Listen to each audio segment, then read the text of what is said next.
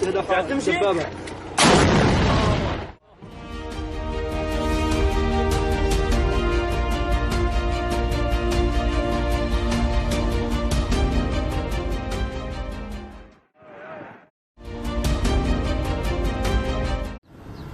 in Burkina Faso's war-torn Sahel province lies the Gadubo refugee camp. It was rebuilt after Islamist militants burnt much of it to the ground last year. Around 11,000 refugees live here. They fled Mali, a country plagued by armed groups linked to the Islamic State and Al-Qaeda, to another beset by the same problem.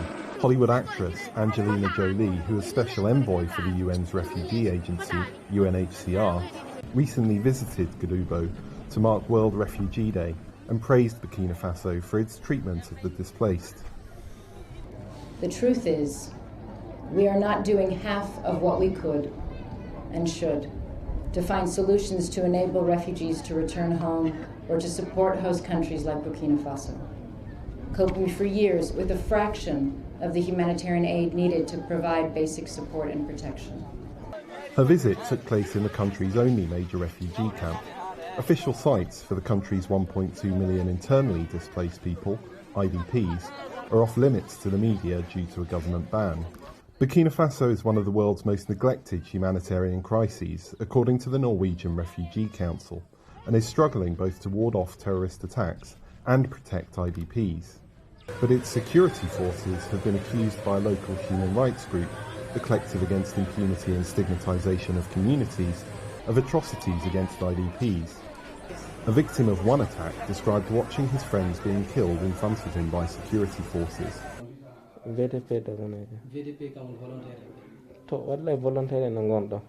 they had finished gathering the young people, they burned everything, houses as well as crops. Then they took 2 people and shot them dead. One of us was beaten to death right next to me, as close as you are to me now.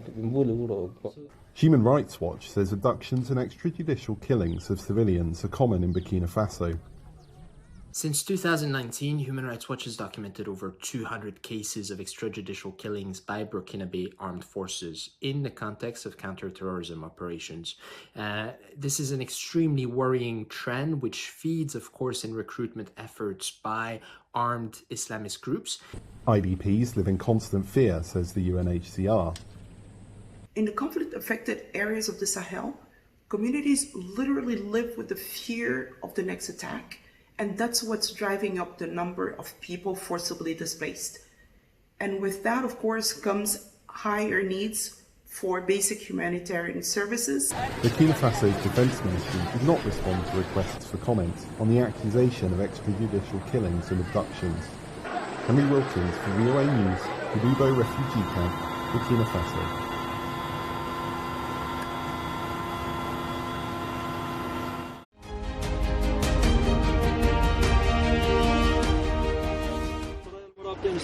تمشي